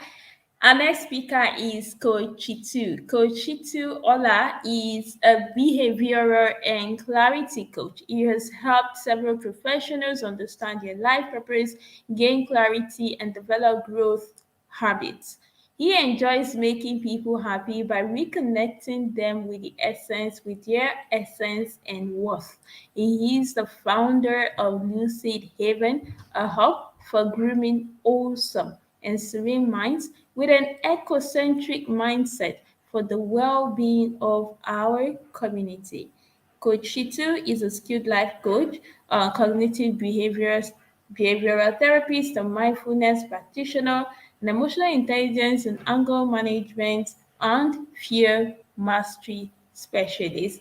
Ladies and gentlemen, make welcome Coach Shitu. Hello, bro. Oh, hello. I was muted before. Yes, hello, bro. Welcome. Yes, thank you for having me. It's really lovely to be here. Thank you. We're glad to have you as well. How are you doing today? Alhamdulillah, doing very fine, doing very fine. Thank God. Thankful. We are grateful that you're well. We're grateful for all the other speakers. It's been an amazing morning session back to back. So, Coach Sincerely, Shitu it's been today one. is here. It's here to enlighten us on how we can hack productivity. Again, staying productive is a struggle for so many people. Sometimes I struggle with that myself, and I just need to recenter to what matters for me to just pick up and keep on with the race. And I know, especially because of the COVID, the pandemic, the lockdown, and the way that our lifestyle just kind of had a change. There are a lot of people who are struggling to work virtually, a lot of people who are struggling to work from home, a lot of True. people who now have to resume physical work, but they are struggling to reintegrate into the physical workspace. There is a lot of challenges going on, but let me keep mute because we have the floor here. I'm just gonna go behind the scene and I'll let Koshi to do his. All right, thank you, everyone. I believe everyone can hear me. Okay, great, great. So we'll be discussing hacking productivity. So I know everybody have this concept behind their mind when they hear productivity. Everybody tends to see results, results. When people hear, oh, it's being productive, what comes to mind is always results, physical results. What can we see for what he has done? But productivity, generally, we know it's what we call a measure of performance. You know, when you say someone is very productive, it means that person, you could see the result of what the person has been doing over time. And yes, that's true. That's what productivity is. But often than not, we tend to limit productivity into work, into product, into tangibles, into what we could see, what we could touch. But productivity is way, way more than that. Just like Coach Bash said, everybody is thinking around, okay, how can I be more productive after COVID, dealing with the pandemic, working from home, and things like that. But the big factor around productivity is the fact that productivity is an habit, productivity is a lifestyle. You know, well, it occurred to me that in every facet of life, there's a form of productivity. You know, when parents are being praised for having good children, let it come to your mind that what that means is they've been productive in their parenting style. When you hear someone is having a very good relationship with their spouse, let it come to your mind that they've been productive in their relationship. When you hear something like someone is very good with sport, let it come to your mind that they've been productive in maintaining their fitness. When it comes to your mind that someone says probably I've not visited an hospital for some years, or someone has not been ill, let it come to your mind that they've been productive with managing their health. So productivity is beyond tangibles, is beyond work result, is beyond office deliverable, is beyond sales. Productivity goes beyond that. Productivity is ingrained into our daily lifestyle. Productivity is ingrained into the things we do on a daily basis. So, how do we now hack productivity? The truth is this: like I said, productivity is a lifestyle. It's what we do every day. It's what you do. It's what I do.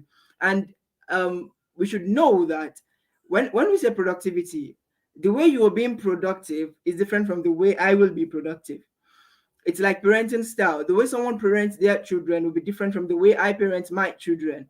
It doesn't mean we won't get results at the end of the day, but we need to understand that productivity is just a measure of performance.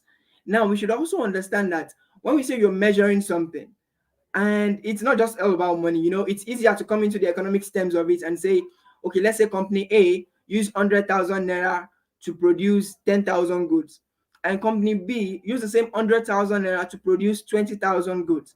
We would say company B is more productive than company A. Yes, in the economic terms of it, that is very, very correct. But today we're going to be looking productivity from our own self-development perspective, from our own self-improvement perspective, from an angle of our own developmental self, because everything we do in life has to be reconnected to our purpose, our aim, our contribution to life, and our contribution to the society generally. You know, if I'm to pick from what Coach Didi said earlier when she was talking about our mental health, you know, there's just four divisions in mental health, and the last of them is being the fact that the person is able to contribute productively to the society. The person is able to add value to the society. What is value if it is not productivity? And that's the perspective I want us to look at productivity from today. Because as individuals, we all know the things we are yearning for. And we all know the things we need to be more productive in for us to get better results. So that's the perspective we're going to be looking at productivity from today, and not its economic perspective, but in its self-development perspective. So today, I'm going to a little bit redefine productivity in a way that productivity is not just a measure of performance, but is a measure of a process that leads to peak performance. Let me take that again. Productivity is the measure of a process that leads to peak performance. Now, I'm laying emphasis on the process here because process is everything. Productivity is a lifestyle, productivity is an habit. If you tend to do some things consistently and you're able to attain some level of results consistently, it means at any point in time, even when your result is taken away, you would be able to profile that same thing because you have a process that would get you that peak performance. Are we together? I hope that makes sense to you. So, if there is anything you do consistently, meaning there's a space of you, there's a process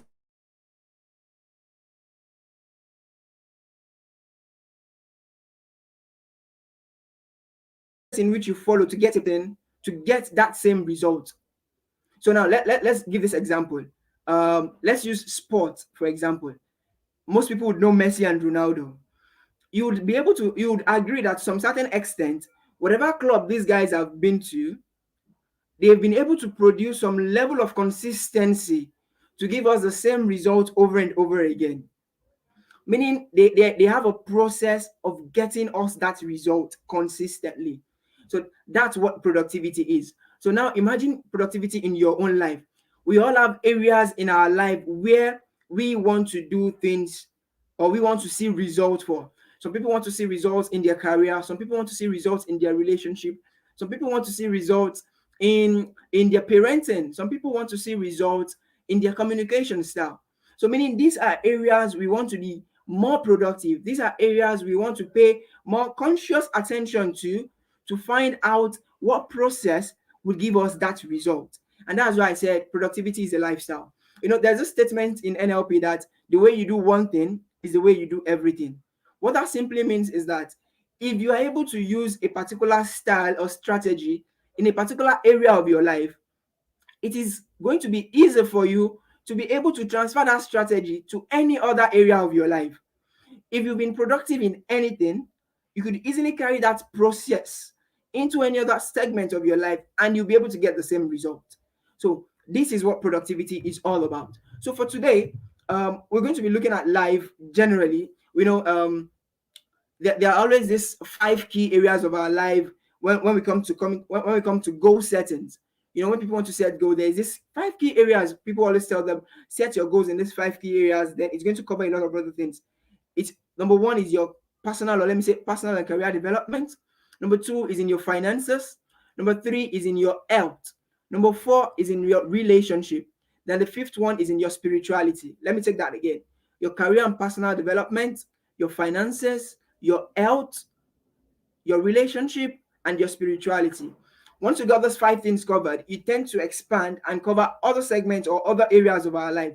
So we're going to be looking at this productivity in terms of our broader areas of life, because the way we do one thing is the way we do everything. The way we deal with a certain aspect of our life is the way we're going to deal with other aspects of our life, because naturally as human beings we learn by association.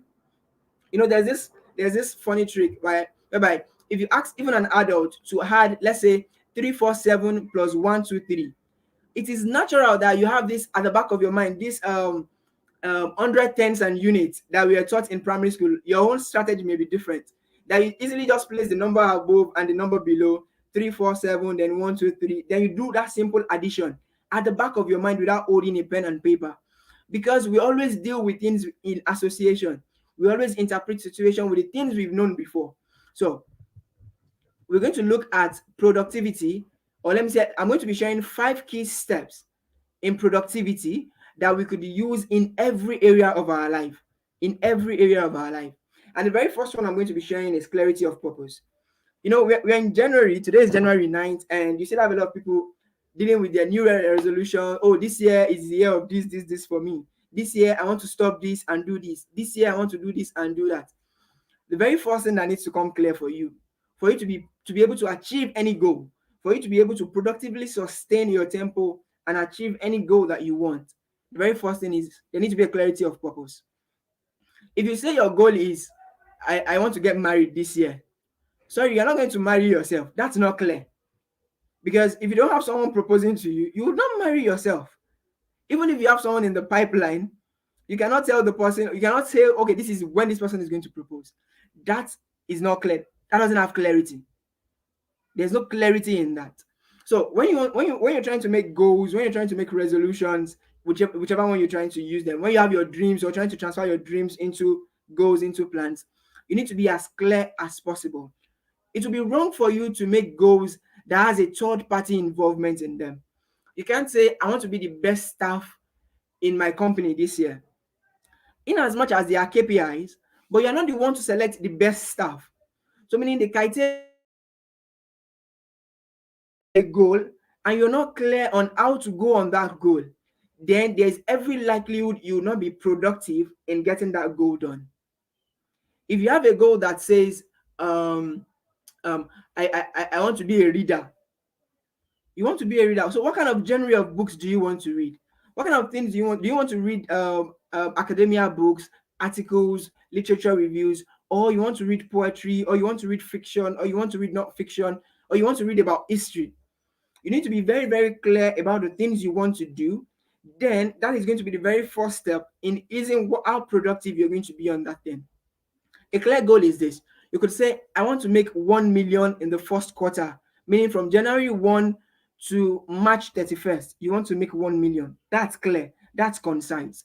If you want to say, I want to be a better spouse this year, that's clear. That's concise. Meaning you want to work upon your own self to better your relationship. You're not waiting for any other person to change things, but you're waiting for yourself. You are charging yourself to get things better. Excuse me. So the very first part of it is you need to be clear and concise. When you're clear on things, we can't change the world, but we can change ourselves.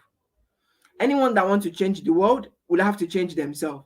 You know, like the popular Martin Luther King speech, I have a dream.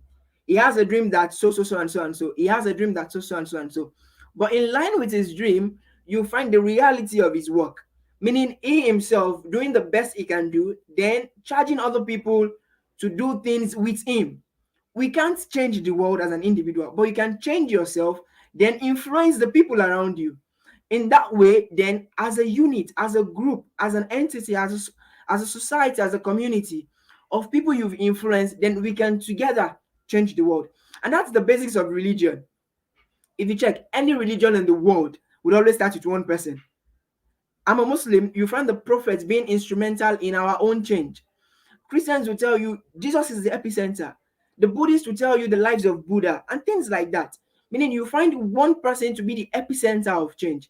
So for your own life, for your own productivity, you are the epicenter of that change.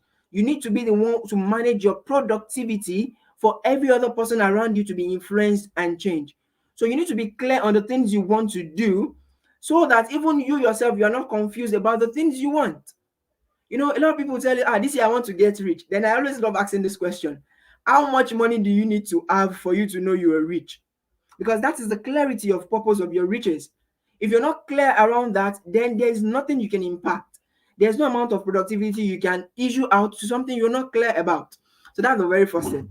The second thing you need to know, which is a very key step to productivity, is your drive and your motivation.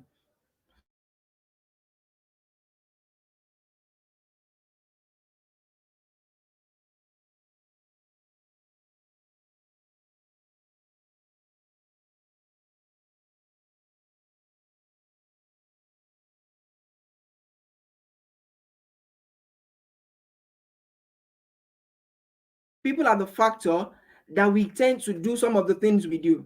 Example, there are some students who would study a particular course because their parents want them to study it. The drive for that course is their parents. So what it means that the motivation to get to excel in that course may be low. I didn't say is low, I said may be low. So you need to understand what your drive for whatever thing you're clear about is. Then your drive could also be your motivation, or your drive could fuel your motivation. And this is very, very key to being productive. If you don't understand the reason why you are doing what you're doing, then you will not have a reason to do what you are doing. Let me take that again. If you don't understand the reason why you are doing what you are doing, then you would not have a reason to do what you're doing. So that way, there'll be a disconnect. So we need to understand what is our drive, what is our motivation. Then we can link both of them together. That would easily push our clarity of purpose into action. Then the third thing that would always inspire productivity is our results and our reward. They are two different things. I mentioned there's a process that gets you a result.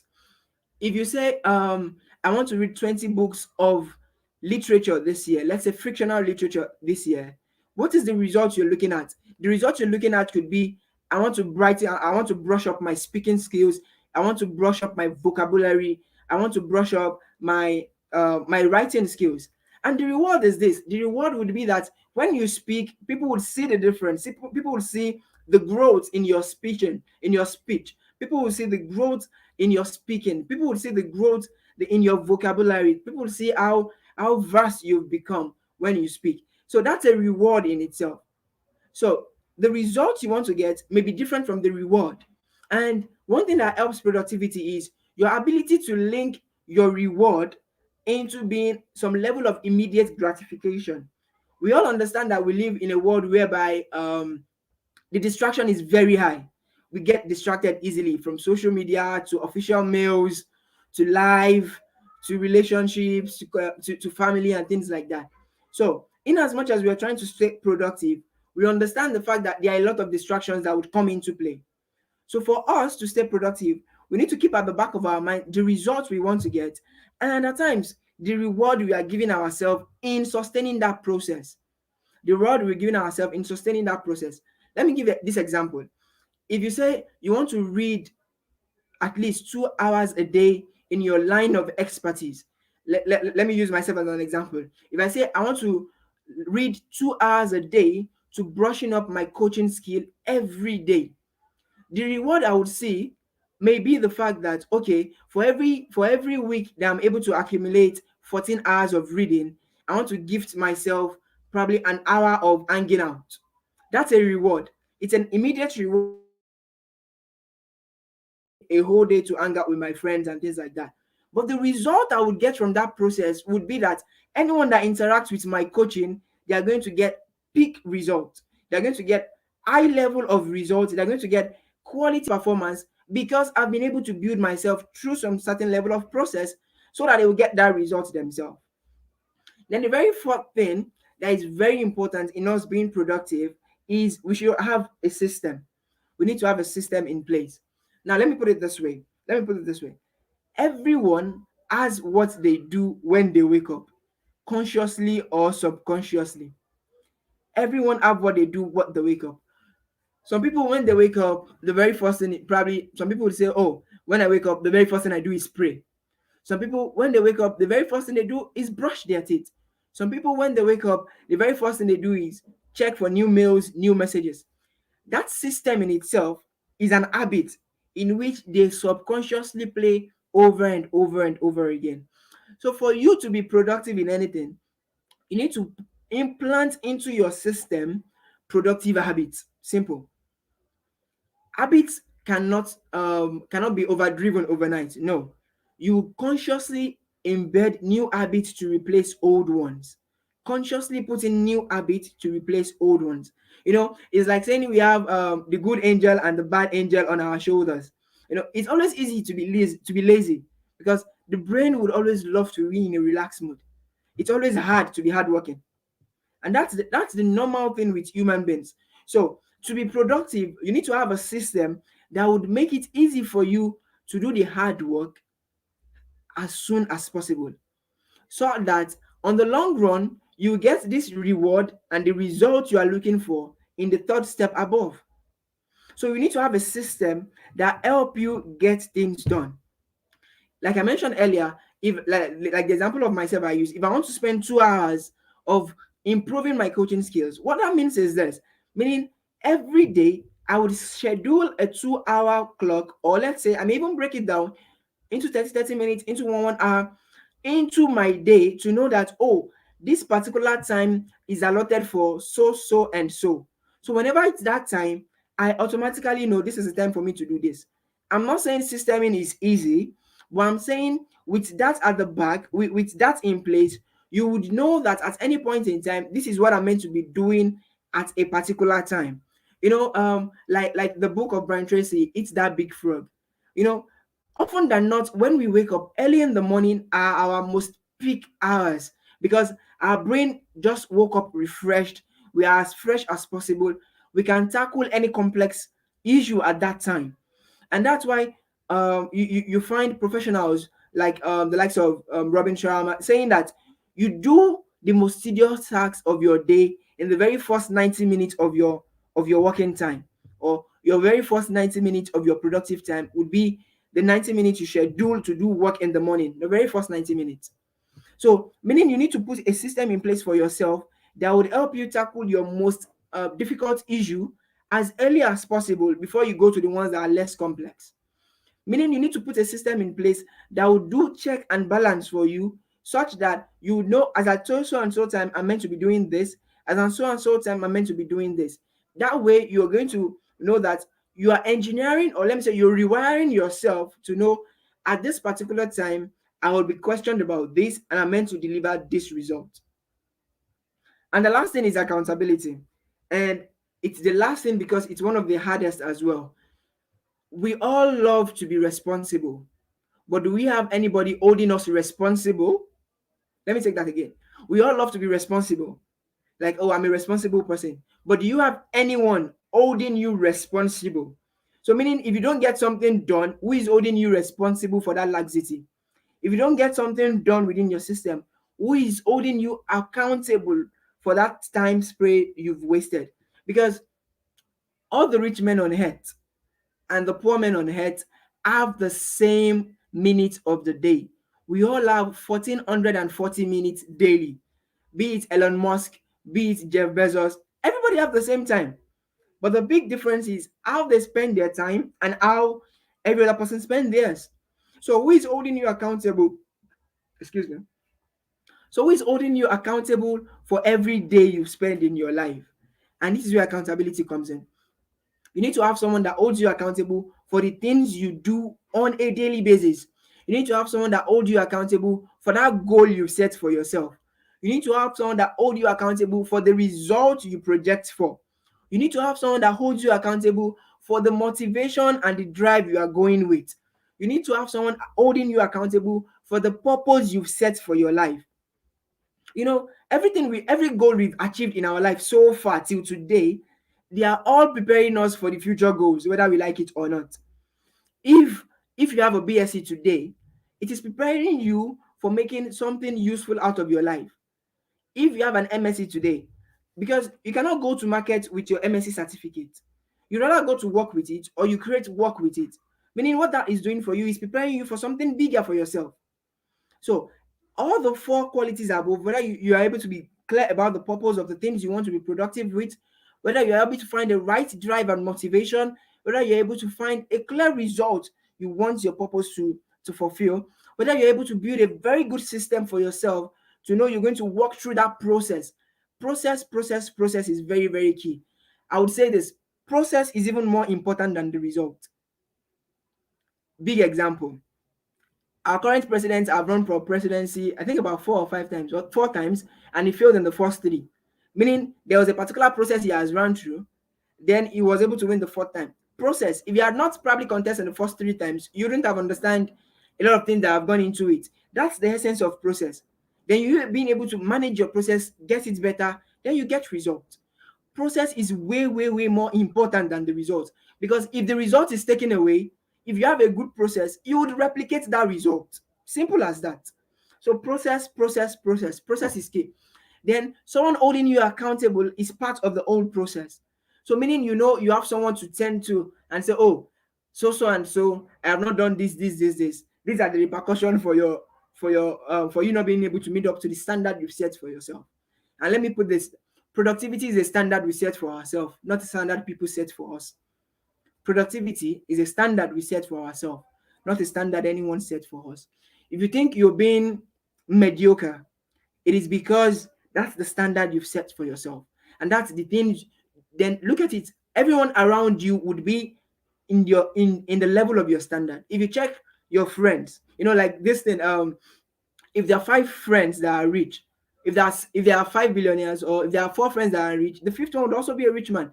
If there are five poor people, their sixth friend will also be a poor person. Productivity is a standard you've set for yourself. Check your friends, check your peers. Their level of productivity would almost equal your level of productivity. So you need to find yourself a cycle of people that are highly productive, that are highly committed, so that they will be able to get results. If your friends are able to get results, you would also be ashamed of not getting results. So meaning it's going to force you to improve your standard. Meaning you need to have a standard of people. You need to have a standard of productive friends. You need to have a standard of people that are able to dish out value days in, days out. Okay. The fourth slide. So I want to use this opportunity to invite you to our productivity club. Is a 10-week course, and it's a club to help you manage your own goals, your own timeline, and help you create daily routines that would help you get them done. It's just a club to help you create a process to get things done. Simple. It's a club to help you create a process to get things done. Wow, I've shoot past my time already. So I don't know if there are any questions and answers. I know Coach Bash would come up to take that now. So thank you very much for listening. You can get me through this line. That's my official line, and my administrative assistants will pick that up when you call that. You could follow me on Instagram at Shituola. Okay, at this point, I would like to say thank you very much. And Coach Bash, please come up, please. Amazing. That was like a fresh eyes to productivity. I'm sure a lot of people have been thinking, I've been doing it wrong all my life. Thank you so much, Keshitu. I You're absolutely welcome. enjoyed this. See, had my pen, had my journal. I've also been taking notes and learning. Thank you so much for coming to spew so much awesomeness. We are grateful. Guys, if you have any question for Coach Shitu, we would appreciate that you leave them right now, before we go on to take a break and convene again for the evening and last session of the conference. Remember, this is the Repossess Virtual Conference, and here our aim and objectives is to empower you so that you can take back your power in every aspect of your life. So tell me, Koshito, was there a time in your life when you were not productive? And how did you Yes, I'm still. find your The way thing is around this. it? Yes, because like I said, productivity is a standard. Meaning there are still some standards I'm still looking up to. There are still some people I still want to be like. So meaning, let me say if I am 30% productive now, if meaning there are still some people I know that are 50% more productive than myself. Mm, There's always a man ahead, there's always a man behind, and nice. that's the sweet thing about life. You are always in the middle. If you Mm, want to talk about mm, riches, when you mention one person, you're like, oh, so and so is even more wealthier than this person. So and so is even more wealthier than this person. And that's that's that's right. the beauty of it. There are times, yes, there was a time I was even struggling with daily reading, just to sit down and read on a daily basis. There was a time I was struggling with even getting my daily deliverables done. But with simple process, with simple scheduling, with simple strategy, with simple accountability, like I don't go to sleep without accounting for the day now. Like I'm getting more serious with journaling. Okay, I did this today, I did this today. And I would say this is not what I used to do some 3 years ago. So meaning there is a level in which you get to, but even when you get to that level, then you look up again and you realize, oh, there are still some people far ahead that you want to go and meet up with. And that's the standard of life. In as much as we need to push ourselves to get better, we don't need to flog ourselves for being down. Hmm. So we push ourselves to Hmm. get better, but we don't flog ourselves for being down. It's okay. It's human to have failed. It's normal. Success and failure are just part of life. It's our own definition of those two entities that makes the big difference. Some people see failure as the last attempt, while some people see failure as a stepping stone. So failure in itself could just be an indication that you need to optimize your process. So if you fail at something, then it gives you the time to sit down. Oh, so why did this not work out the way I wanted? Oh, I didn't do this very well. I didn't do this very well. Okay, so let me change the strategy as a whole. So failure could just be a feedback for you to optimize your process. And funny enough, success could also be a feedback for you to know that your process is working for now. Because by tomorrow, your process may not work again. You know, it's just like the way we've been doing business before COVID. So if your business has been successful before COVID, sorry, that success, you can't transfer it into the pandemic because it's a whole new ball game entirely. It doesn't mean that process was That's wrong. right. It doesn't mean that process was wrong, but that process, as at that time, requires optimization. So, and that's life in itself, and that's productivity. You just keep growing, growing, growing, growing, growing at it. Wow, wow. Thank you so much. And then guys, you have more questions for Coach Shitu. If you have it, drop them now. We have 2 minutes to sign out and reconvene at 4 p.m. God willing. Awesome.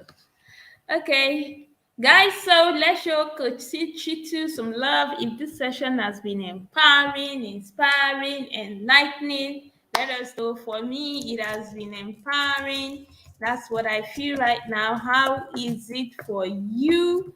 Let us know in the comments. Show Coach Chitu some love. Thank you so much, Coach Chitu, for coming to do your thing. We love you. Remember, do not forget to join the Productivity Club. If you enjoyed every bit of what Kuchiti said, and you know that in 2022, one of your major goals is to step up your productivity, because seriously, if you're not productive in the important areas of your life, then there is no way you are going to achieve those New Year resolutions, those goals, those vision, and achieve or birth the dreams that you desire. So go ahead now and reach out to Koshitu, and we're going to send an email to all the registered participants so they're able to reach out to all our speakers should they need any of their assistance going forward. Thank you, Koshitu. We love you. They hear saying it's enlightening. They say you say thank you so much. Thank you. They say it was beautiful. Amanda said it was beautiful. Rashida said it was enlightening. Thank you so much. They said they learned Thank a you very lot. much for Thank you, having me. Koshitu. We love you. Bye Thank you very bye. much, Good Bash. Bye.